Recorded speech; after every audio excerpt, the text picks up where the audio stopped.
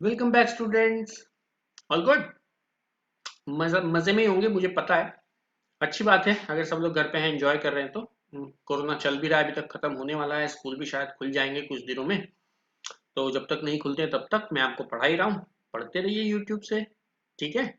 तो स्टूडेंट्स यार, आज हम लोग बात करेंगे एक्टिविटी 7 के सारे क्वेश्चन आंसर्स की। ठीक है, सारे क्वेश्चंस के आंसर्स मैं आप लोगों को बता देता हूँ। अगर आपको होमवर्क करना है तो कर लीजिए। ठीक है, कर लिया है तो एक बार देख के समझना चाहते हैं तो भी समझ सकते हैं। एक्टिविटी 6 तक की जो सारे वीडियो हैं वो ऑलरेडी आ चुके हैं मेरे चैनल पे।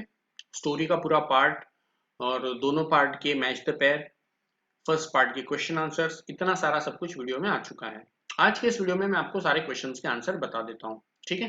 तो पैराग्राफ 4 से रिलेटेड क्वेश्चन है हमारे पास। Question number 1, the word lot has been used in para 2 as well as in para 4. What are the different meaning that it conveys? तो दो जगह लॉट यूज हुआ है, पैराग्राफ 2 में भी यूज हुआ है। whose lot it was, वो जब उस लेडी के बारे में बात कर रहा था तब उसने बोला था।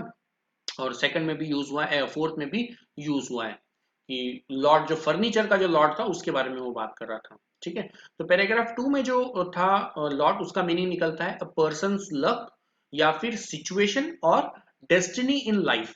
तो एग्जैक्ट मीनिंग जो था उसका डेस्टिनी इन लाइफ था वहां पे। ठीक है, सेकंड पैराग्राफ में। एंड फोर्थ पैराग्राफ में जो लॉट वर्ड हुआ है उसका मीनिंग है set of things. Here the lot word refers to a set of things. Okay, fine. Question number 2 है हमारे पास पैराग्राफ 4 से सॉल्व करने के लिए। How can we say that the narrator is grateful to the railways? हम ये ऐसा कैसे बोल सकते हैं कि narrator is grateful to railways, वो रेलवे को काफी थैंकफुल है रेलवेज के लिए। तो उसका आंसर हम लोग लिख सकते हैं, we can say that as the furniture which narrator used to protect himself from the attack of tiger was made of strong wood and it was sturdy enough that the tiger couldn't break it, which saved narrator's life, so he was grateful to the railway for using good quality timber. थोड़ा long है इसका answer, देख के नीचे से आप लिख लीजिए उसको। तो इसका मतलब निकलता है कि जो फर्नीचर नरेटर ने यूज किया था अपने आप को बचाने के लिए उस टाइगर से, वो काफी स्ट्रांग था, काफी स्टर्डी था, और क्योंकि उसके अंदर अच्छा वुड यूज किया हुआ था और इसी वजह से उसकी जान बची, वरना तो टाइगर उसे मार देता। ठीक है, इस वजह से वो थैंकफुल है उसके लिए। पैराग्राफ नंबर 5 के हिसाब से हमें क्वेश्चन जो सॉल्व करना है, क्वेश्चन नंबर 1 है explain why the comment is made, time had come to a deep stop in my world, a dead stop in my world, time had come to a dead stop in my world। ऐसा comment उसने क्यों बोला? तो ऐसा comment उसने इसलिए बोला कि जब टाइगर उसको पकड़ने की कोशिश कर रहा था, मल्टीपल उसके ऊपर अटैक कर रहा था और अलग अलग तरह से साउंड उसके अंदर निकाल रहा था, विशियस साउंड जब वो बना रहा था, तब ऑथर को लगा कि यार अब मेरा तो एंड आ चुका है। ठीक है, ये इसका हिंदी आंसर था। इंग्लिश में उसको कैसे लिखेंगे मैं बता देता हूँ। The comment is made as the tiger was trying to catch the narrator and he was trying his best by launching multiple attacks on author. ठीक, देन कंटिन्यू करके उसमें और आगे लिखेंगे, the tiger was making vicious sound and was shooting his paw in author's direction, so author made this comment. Right? This would be the answer for question number 1, referring to paragraph number 5। ठीक है। Question number 2 क्या होगा यहाँ पे? At this discovery, he tried to hurl it aside. What was that discovery? तो जब उसने इसको ये पता चला तो उसने इसको हटाने की कोशिश की साइड में। तो उसको क्या पता चला? तो उसको ये पता चला कि जो चेयर है वो इनऑफेंसिव है। जब उसने चेयर को पेट किया तो उसे पता चला कि यार ये चेयर तो इनऑफेंसिव है, इससे मुझे कुछ भी नुकसान नहीं होने वाला है, ये उसे पता चला और फिर उसने उसको हटाने की कोशिश की। तो इंग्लिश में इसका आंसर कैसे लिखेंगे? The tiger patted the chair and found that the chair was inoffensive, that was the discovery. ये उसकी डिस्कवरी थी। ठीक, सिंपल ही आंसर है इसका। तो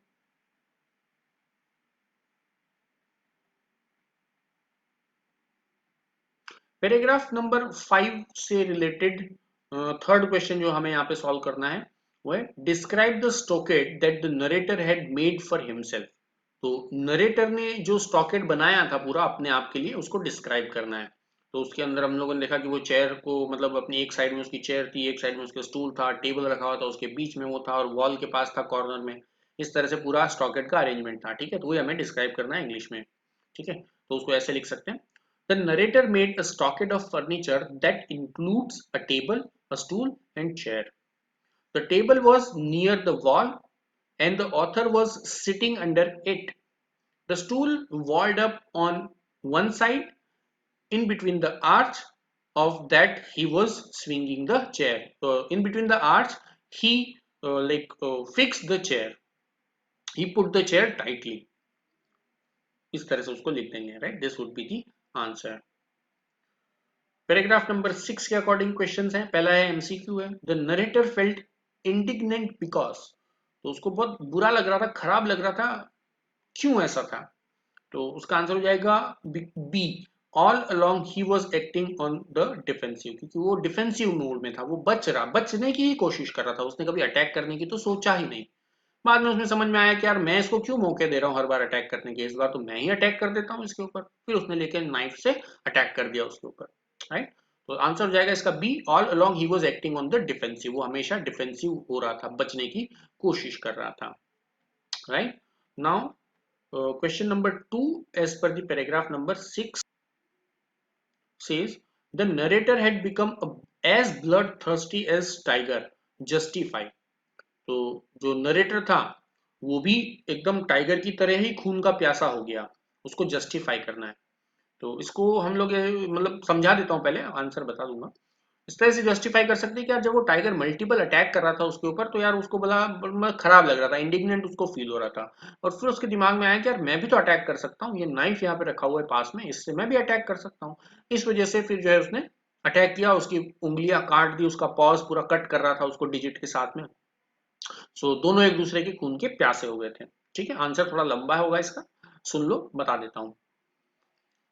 We can justify this statement by the facts from the story, as when the tiger was trying all possible ways to catch the author and the author felt very indignant.